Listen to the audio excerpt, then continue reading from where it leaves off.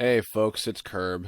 It is currently about noon my time on 11/11, and my God, 2 years ago we premiered the first episode of Tome on Newgrounds. My God, I really can't even believe we've made it this far. It's crazy. Um, when I jumped into doing this show back in the summer of 2011, conceptualizing it and making all the assets and prepping all the stuff ready to go for episode one. I remembered YomaCon 2011 rolled around and the weekend of Halloween, which was a big weekend for me, and we were premiering the first episode there, just to a small audience. And then we published it, on 11/11 2 years ago this time. I'm still getting over it. But just wanted to say, first of all, thank all of you guys very, very much for supporting the show, whether you were a longtime fan, whether you were an old school TTA fan who came back for the remake, or if you were, if you're even just kind of getting into it now from like the Game Theorist channel and etc. I really appreciate it. I can't believe that I've been able to keep this up for this long. It's crazy. But if you're seeing this, you probably are aware, and if you're not, then I'm going to make you be aware that I put up the trailer for episode 10, which is the season finale. And it's going to have some really cool stuff in it. At the time that I'm recording this, it is over halfway done in terms of the animation. So I am looking to try and release it, hopefully before the year is up. And I hope you look forward to that. We're going to be having Happy Harry voicing a new character who will be in that one, with some music by Zero Reynolds, who's a very, very talented man. And we're also going to be releasing the background music soundtrack, which many people have been just clamoring for a very long time, rightfully so. We're going to be releasing that alongside episode 10. So no set date yet, but I'm looking to get it out before the end of the year. So, if all goes well, maybe sometime in like December, we'll see. But so go check out the trailer. Anyway, so that aside, I decided I wanted to do another little Q&A thing.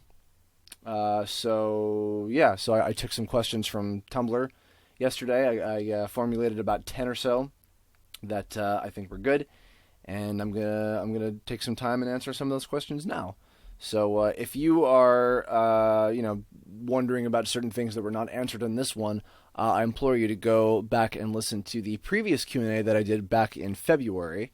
I answered a lot of stuff back there, and also the commentaries on my SoundCloud also have a lot of general information, a lot of frequently asked questions about how the show got started, where a lot of the characters came from, blah blah blah. So I'm trying to avoid answering a lot of the same questions over and over. Try to get some new stuff this time. So without further ado, let's jump right into it.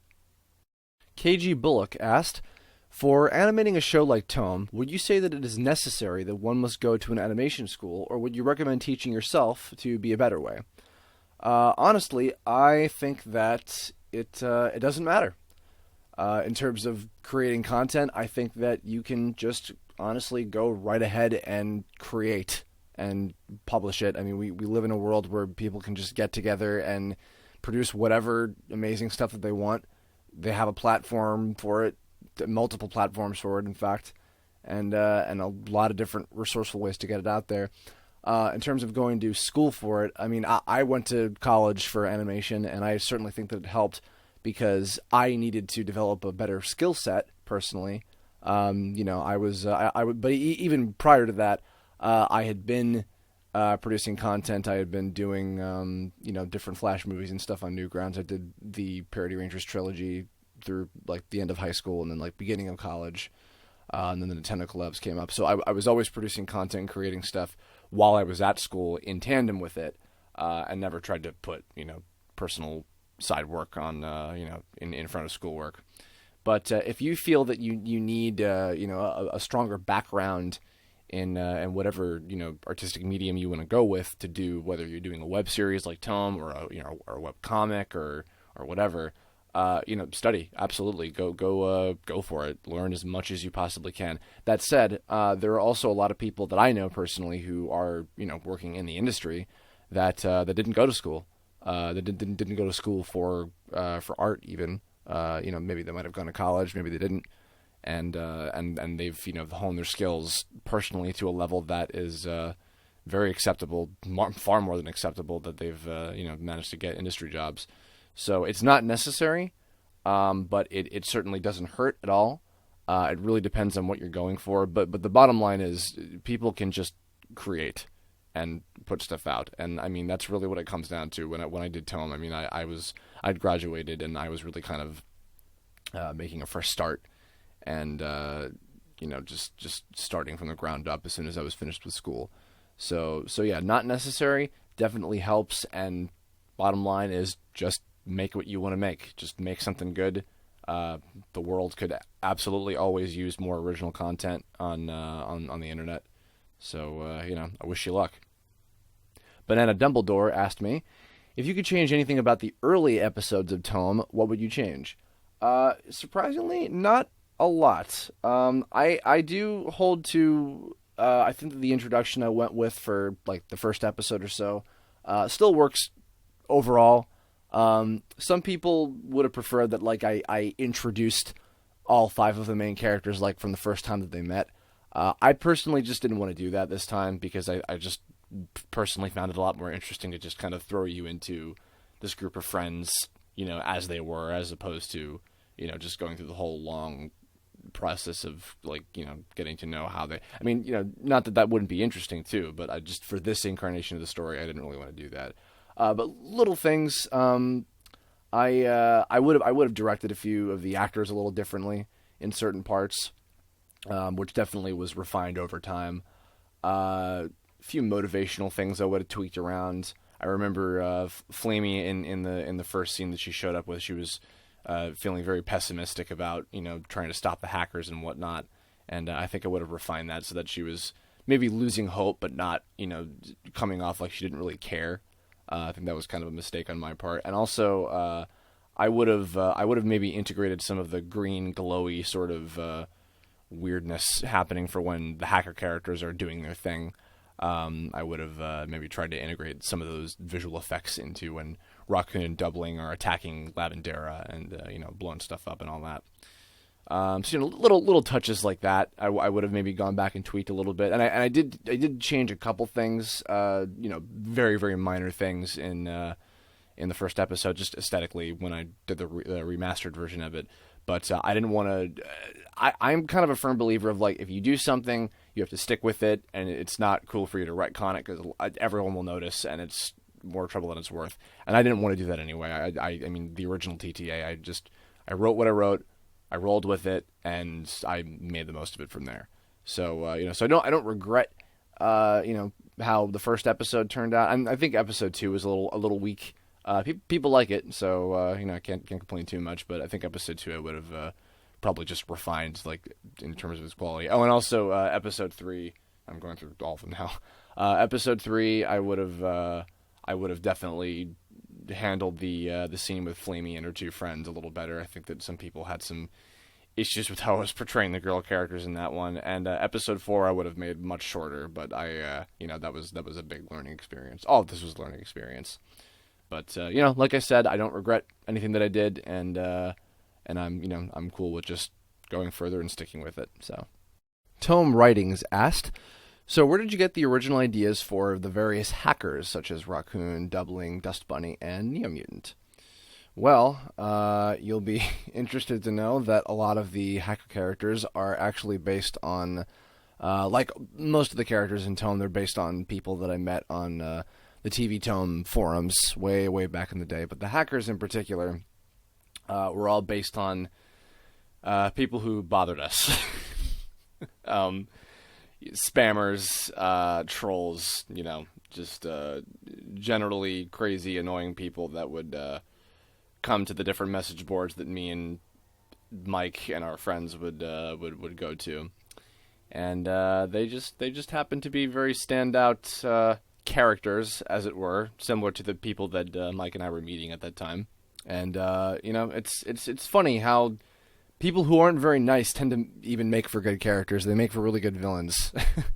So yeah, Raccoon and Doubling were good examples of that. Splat as well. Raven Freak was kind of a troll. Serpentine was a troll. Man, there's so many. Dust Bunny, I think, was an original one of the few characters that I'd come up with just from the ground up and wasn't based on a user. And Neo Mutant is actually a person who I still talk to. And Demon King actually is based on a friend of mine, like from like kindergarten. So he wasn't a troll of any kind. I just needed some bad guy positions to fill. Various sources, but most of them were just trolls and spammers on the TV Tome forums. Clockwork Doctor asked, "One of the weird things that keeps bugging me is the changing in appearances for characters. It seems rather inconsistent for the most part. You got Flame Girl losing most of her hair and a headband, Nylok taking Serpentine's beard after it was taken off by Demon King, who's now sporting a mustache, and then there's Astrab who's daring to be a badass. How the heck does all that work?" Well, I'm sorry it's bugging you so much, but there is a reason for it. Most of which it has to do with the development of the characters in terms of like their personality. Obviously, I think what you're going for here with this question is how does that work within the confines of the game?